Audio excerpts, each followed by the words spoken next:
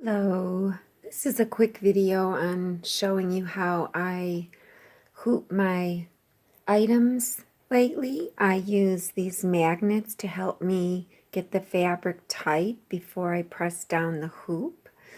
This is just a end-to-end design. It's like a border, and I don't know if you can see, I am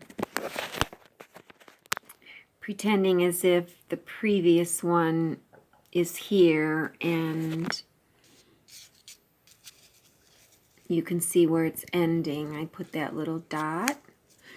So to do something like this, normally you would draw a horizontal line across your table runner or what have you, or your quilt or pillowcase or what have you. That's kind of your center line, and to get that you just fold the fabric in half and pinch it, and you'll have a little crease there, and you do the same thing on the other end and then just draw it with chalk.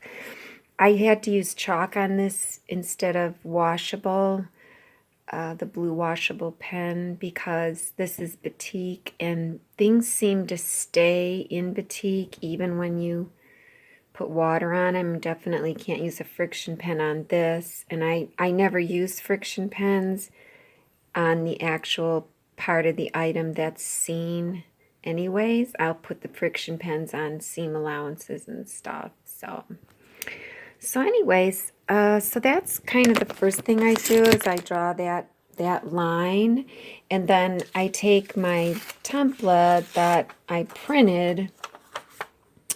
And now normally if this is not an end-to-end design, if this were like just a regular design that had to be placed on a shirt or something, I would draw a crosshair.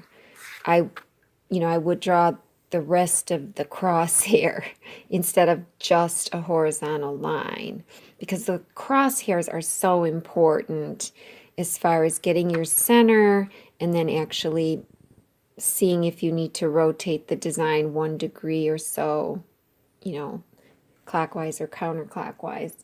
So just for the sake of that concept, I will draw the rest of the crosshair in this fabric. So I'm just going to assume that, let's match up this point with this point and then the horizontal lines here, just to kind of get a pretty good, and then I just have Scotch tape to tape those. And then since I'm going to hoop it and not float it, I have this homemade template that actually has the sides folded up and little holes here. And that template will actually fit inside this inner ring easily. Whereas the hoop template that came with the machine doesn't fit all the way in these, I got it in the wrong one. I'm thinking of my multi-needle. It lays on top, so you can't really put it and tape it on the fabric and then get it out because of these ridges. It's just a little too wide. So that's why I made this one, because I can tape it on the fabric and then, match up the crosshair on here with the crosshair on the template. And then this tape here, there's little windows, I just roll it back. Now my tape is kind of getting old, you reuse it over and over. And then this is the inner ring for the 4x4 machine, and that I usually have double-sided tape on that, but this one I don't.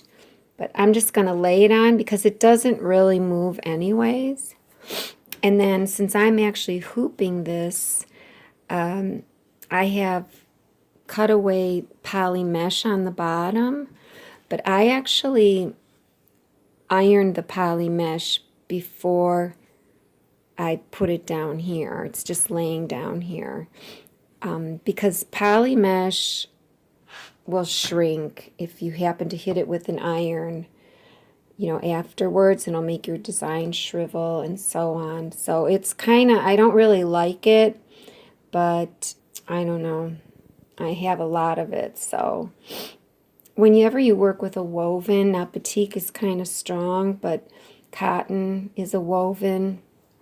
They're stretchy. And even though people say, you know, you just need a cutaway, I kind of feel like you really need to stabilize that cotton with a fusible of some sort, you know, an iron-on stabilizer. And a friend of mine told me that the Filmoplast is really good. Even though it's a tearaway, it really stabilizes your cotton. So I'm going to go ahead and get some of that. And I think with something like cotton, though, you'd have to use 2 layers of it. But so for right now, we're just going to do it this way. Sometimes I even put Elmer's washable school glue around the 4 corners of when I'm hooping. But with my new method with the magnets, I really don't even need that. So I'll show you how I do it. So this usually is kind of taped down, and then I'll take the bottom ring and lift up both the fabric and the stabilizer and slide it under. And I just kind of see where I need to go with as far as moving the hoop. And I usually just use my fingers to press on the outside to push that bottom hoop kind of in a good place. So now that it's in a pretty good place, I take the magnets and I hold one side and I just place it down, because this, I forgot to tell you, this is a steel sheet that I bought off of Amazon, and it works great with the magnet. So you know, because it's so thin and it's painted. And so I have that one down, and I'll just put this one down. It doesn't have to be real smashed up against this, because remember, we're going to press down with the hoop. And then I'll come over here. This side's not as easy, but it works. And I'll come over here, and then I'll do the corners.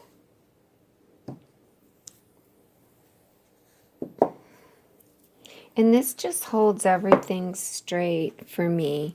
Now, I think this, though, is I might use this when I show how to line things up on the SE600.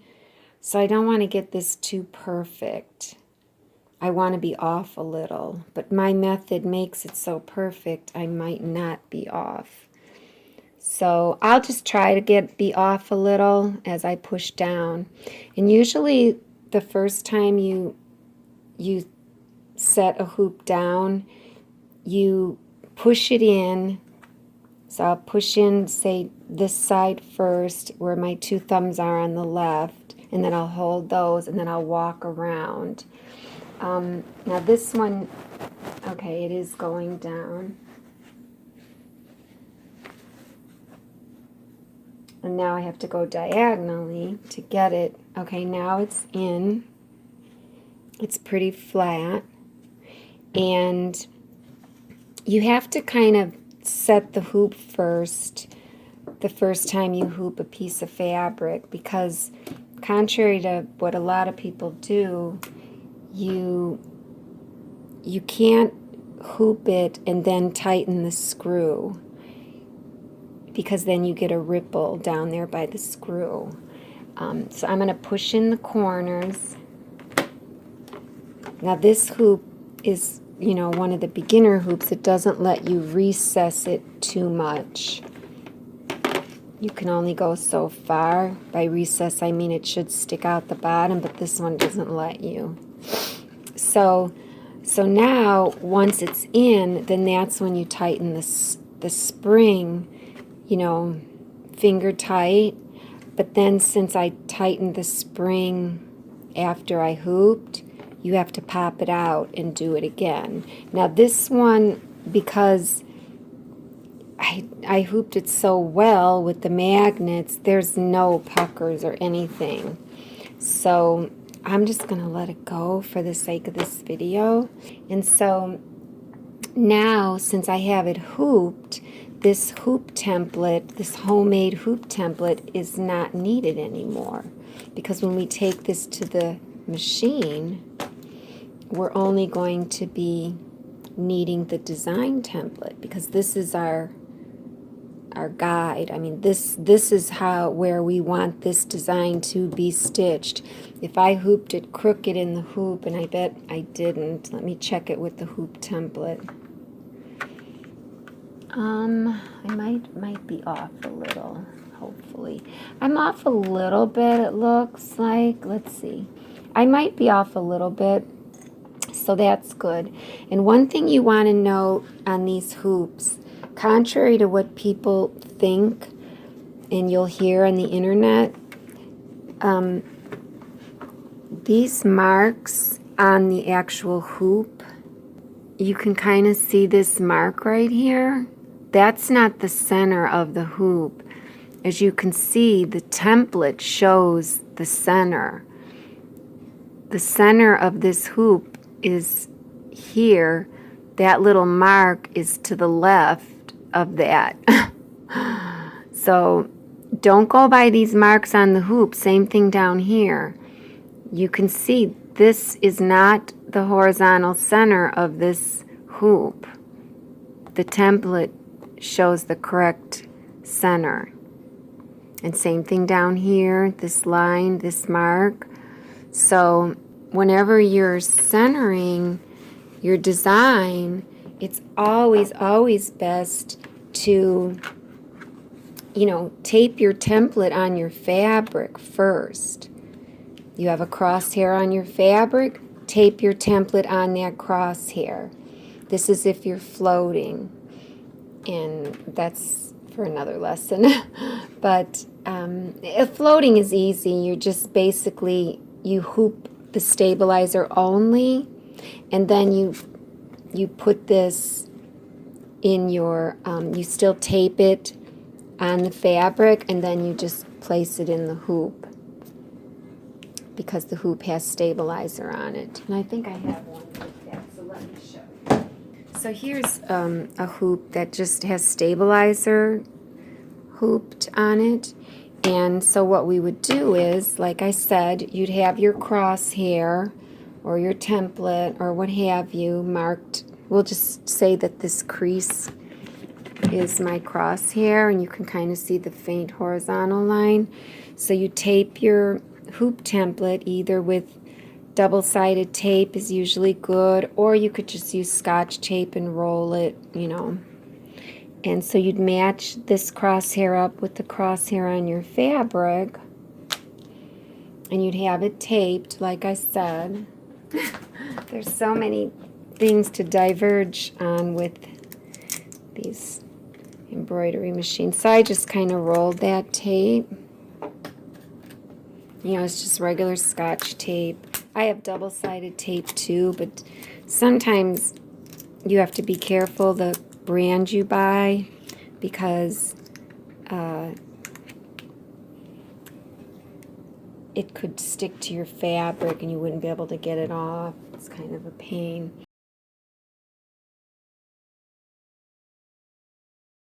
Once that is on, then this is taped to the fabric, and then this is hooped. You can still just place this under, or I usually pick up the fabric and put it onto the hoop. But I have this other hoop on here. So, and it kind of fits in pretty well. Oops. Because this template is actually made for this machine. You kind of press your fingers and And these little notches will match up, and then you kind of, you know, it's pushed in there. And then even with this, you can take your magnets and place them, oops, on the corners.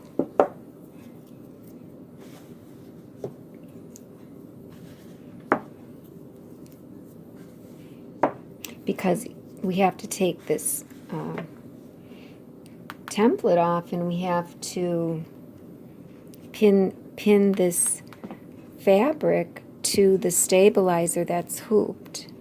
So usually I press down real good, and I just stick a pin in this big circle here, and I don't want to scratch the,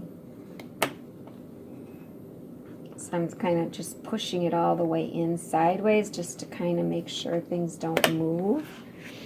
And then, to be honest, you can just take this out, and a lot of times if you're floating, you could put Elmer's washable school glue underneath the fabric, or better yet, put it on the stabilizer. And then, you know, kind of make sure it's out of the place you're stitching, so you'd put it down here and up here, and then that could hold the fabric because it's washable. And you could even iron it. That even makes it stick better. So then now that this is, you know, that this is on here pretty good, you can kind of lift off these bottom magnets. And since you have a pin up there, you just kind of move your hand and come down and pin, lift up a little. And I have my finger underneath and my thumb right here, and I push up on my finger underneath and push down with my thumb, and the rest of the pin comes right out. And I know that was hard to see. So we'll try it again. And I like to use the shorter pins. I have these long ones, and then I have the shorter ones. On the smaller hoops, the shorter ones are easier because you can do your corners very easily. So I'm just lifting up, pressing in, pushing my finger up on the pin underneath, and pushing my thumb in front of the pin on top. And so you just kind of do the bottom first. And I'm putting the pin towards the corner, you know, and the head over here. And so then, since that side is done, and this is done up, you know, this is holding this up here, I can go ahead and smooth that and pin the top. And I would just make my way around. Now, a lot of people will just use sticky stabilizer. They don't need to pin because, you know, pinning is, I'll take these out now. Pinning is a little bit dangerous. I'm going to move this off my plate because you don't want to hit it. Now, the sides are really, you don't have as much room if you notice. You have less room on the sides, but you have more room on the bottom to pin. So on the sides, you have to be really careful and make sure that you're way off, you know, to the side. And then you would finish continuing, or finish pinning here and here. And then that would be it. Now I kind of brushed off a little bit of my crosshair, but I can still see it. And so this would be ready to go to the machine. So that's floating. And then the first one that we did is, again, where you're hooping everything, the stabilizer and the fabric, and that is done with the homemade template. So there you go. So between all of those methods and the June Tailor Get Squared rulers and this magnetic board, it just makes everything so easy. And you really, you know, you don't even need a magnetic hoop. I mean, that's perfect. And I even cheated and tightened this after the fact. And you could see there's no ripples or anything in this hoop. And we'll do a video too on how I match up end to end. And like I said, I might actually have to move this a little because I think I did it too perfect, but we'll see. If you're quilting in the hoop, got all these templates over here. Here's, I know this is really scrappy looking, but I don't have to worry about end-to-end quilting. Like, this obviously isn't my design, and, you know, it's an end-to-end where you have to match up your points. I don't make my designs like that, my quilting designs. I digitize my own. Mine just are nested into each other. I call them nested blocks. They don't have to match up one point to the other. They just have to be a 1/4 inch away from the previous design. And what I have are, here's one of my templates. And this is what I call a ghost template. And you can see these are the ghosts. These are the previously stitched designs that were previously stitched on the fabric. So you line up your ghost with your previous stitching and you're set to go. So, and you could see my start and end points are hidden. That's one there. I don't know if that's a start or an end. You know, it's really tiny. And then the ending point or the starting point is down here.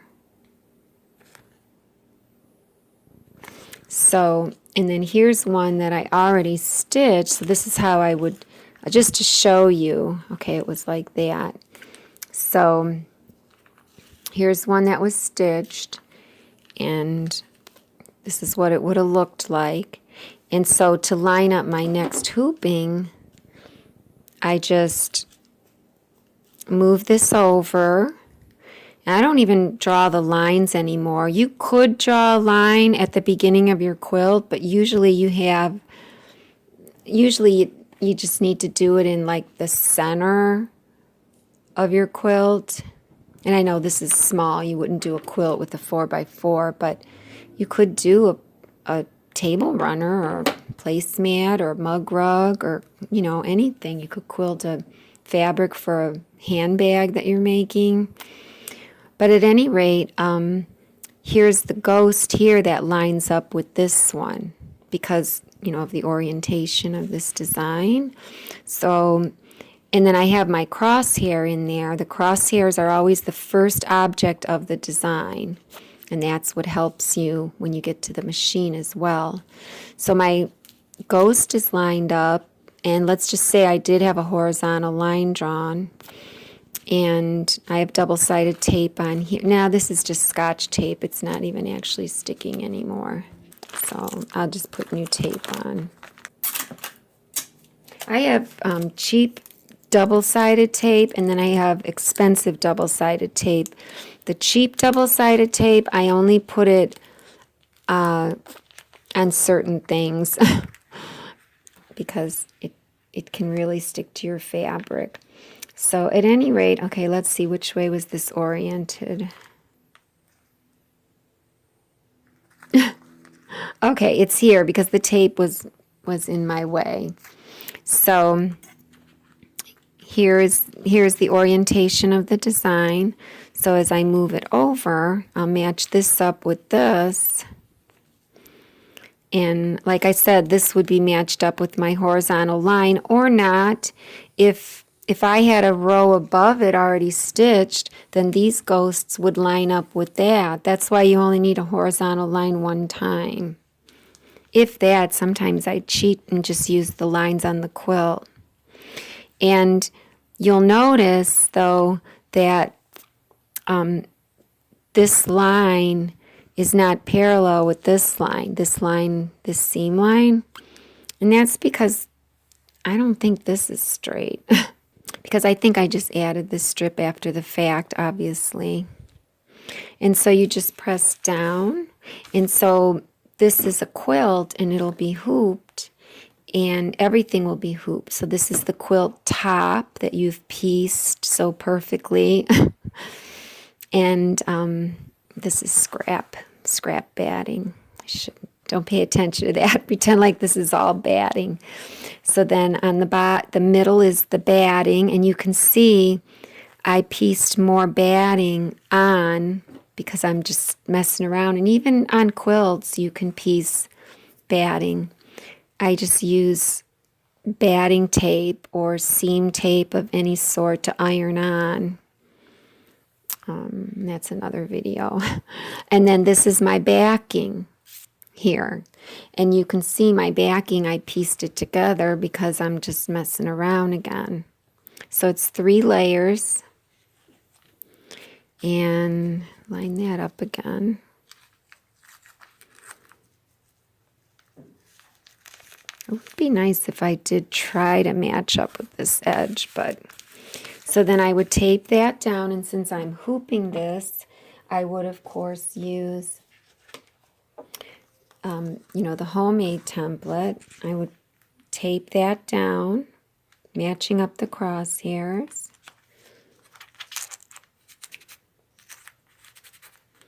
Roll these up into their little windows. And I don't know which one I want to use. This would have tape on the bottom, like right here and here. These hoops are harder to get the tape to work because of this ridge. I think one of the aftermarket hoops does not have this ridge on the bottom. But at any rate, I'd place that on and kind of wiggle it on, and it would stick down to the fabric. And then again, I would take all 3 layers of the quilt sandwich and slide it under. And again, I would just use my fingers like this to move the bottom layer, or bottom hoop rather. And I know a lot of people like a sticky mat underneath, something that has grip, like shelf liner type of. I don't. I like it to be slippery so that I can do this maneuvering gently with my fingers, just kind of press and push until I feel the hoop. Now there's a gap here, so I'll push there. So it's kind of in the right place, and so now I'll put these on. I'll just do it this way this time. I always do it a little different. I used to always just start there, but and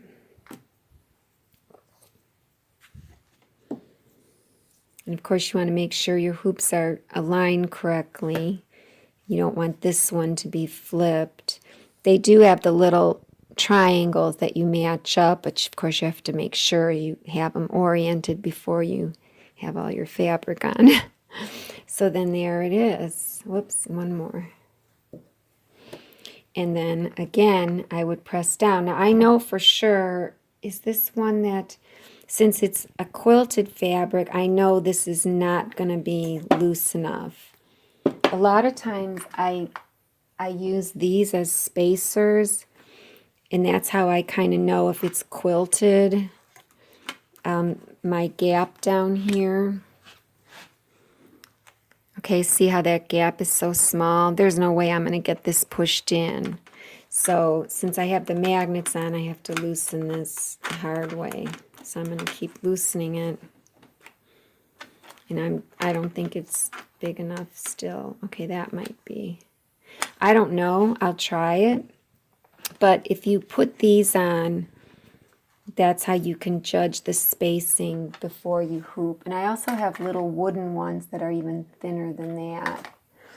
Little wooden clips, like clothesline type craft clips. I'm going to go just a little bit looser.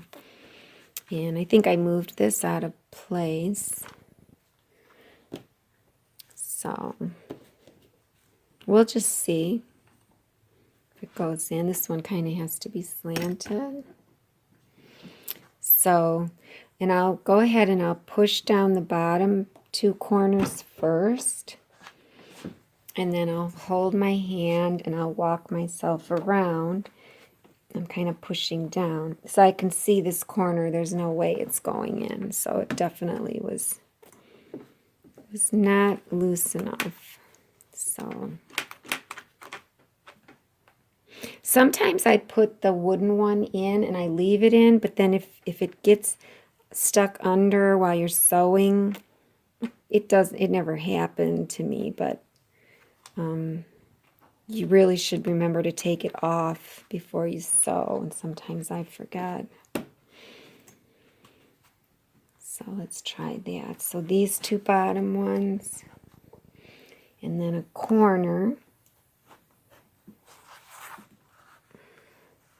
Okay, I got 3 of them. I can move my fingers up, and I could see there's already puckering here. So I made that tighter. I just pushed on that. Make that tighter as I try to push in my last one. No. See, it's because it wasn't as wide as the clip. So that's how I could tell. So I'm loosening it again. Now this one is so tight. There, I won't even have to hoop it twice. So, if I were to go and try to make that tighter, I really can't. Maybe I did it just a hair. And then I'll go and recess it a little.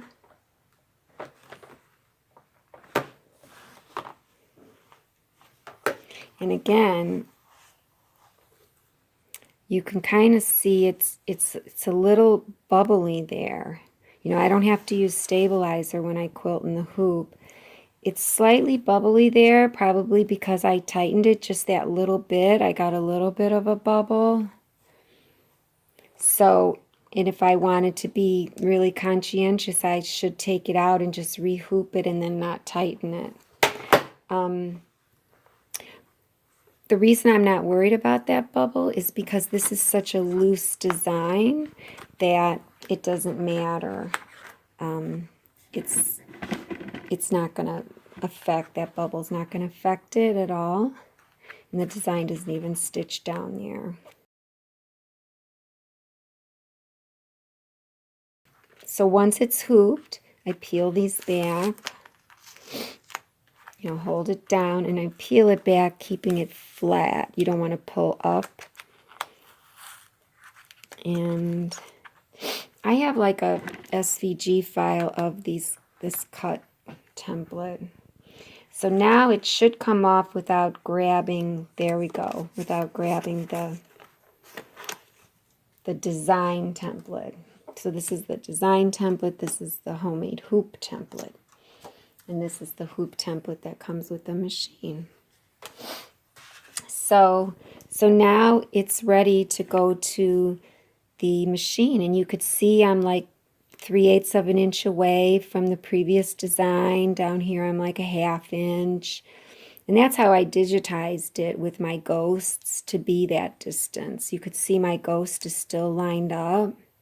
And so when I get to the machine, all I have to do is check for center by getting moving the needle to the center, and then I follow the crosshair in my design. Remember, I have a crosshair as the first object of my designs. So I follow the crosshair then at the machine with the follow buttons on the machine, And I make sure that that crosshair that I'm following, it's the one that's in the design file, I make sure that crosshair is following this crosshair, because crosshair is my guide. I mean, this is where I want everything to stitch, even if I hooped crooked. Like, say it started, the needle as it's following it, it started way up here to the right of my existing crosshair here. And then as it follows it, if it's starting up here and it's a straight line, you know, as it comes down, that line's going to be to the left of my crosshair towards the bottom. So the whole thing, the whole line is going to be like that. So then you just kind of want to think of your needle, because your needle is following this. You think of your needle as a spinner on a game board. And so if this is what you're getting when you follow, you know you have to spin your entire design counterclockwise 1 or 2 degrees. And then you check it again, you follow again, and then generally your first or second try, you're straight on. And then for that portion, this rotation checking portion, you don't even have to follow the horizontal. Because with rotation, if this one's a straight on, then this one will be right on. And so those are the 2 things, center and rotation. And I have tons of videos on that. And I'll probably do it again. I'm always redoing them. So that's how I would hoop. I'll see, that's really puckering now. I'm not sure what I did. So I probably should rehoop this. Since it is a quilt, I could, though, pull on this, but it's hooped so darn tightly that wouldn't be a good idea. So I would pop it out and maybe just keep these sides in and use my magnets to rehoop that bottom. On these hoops by Brother, the bottom is where the you know, the tightener is. They're always the part that gives you problems.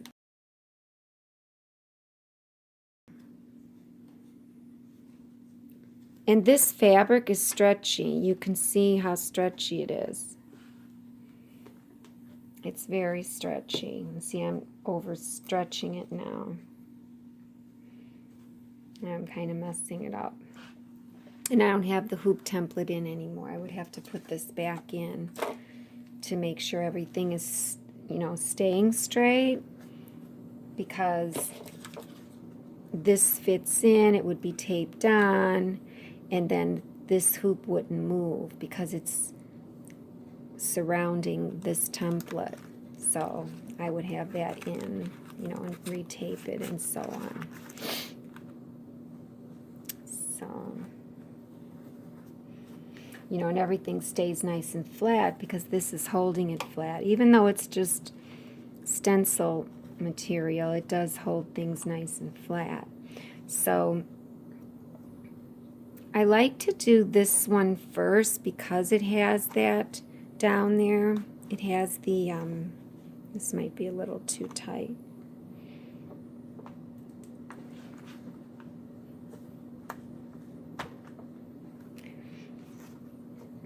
Because if you do this last, you really do get a pucker. So now this time I did that one first, and then I would do this one last.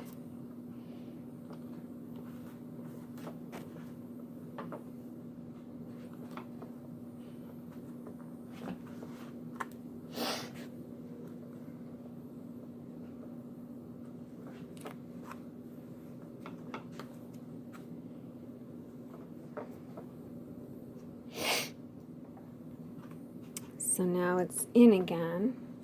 So you take these out to recess it as much as you can.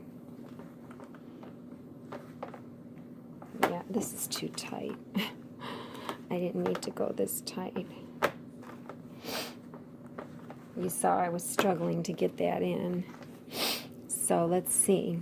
So that's better. So now there's no pucker there. And see, that's because I didn't retighten it. So again, I would take this out.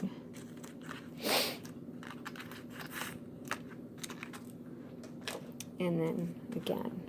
So we'd be all set. So you could see it's like, you know, it's a good, it's like a 3/8 to a 1/2 inch. And you could see that this won't fit in there. So that kind of tells me that it's too tight, because usually these are my gauge. I mean, it depends on the thickness of your batting and so on, and your fabric. But, you know, this is thick fabric. This is upholstery fabric. So I should have been even bigger than this. It's just way too tight. But I don't want to have to do it again and show you it looser, because I know my videos tend to get long. But take my word, you shouldn't have to struggle that much. All right then. So that's several different types of hooping with this machine.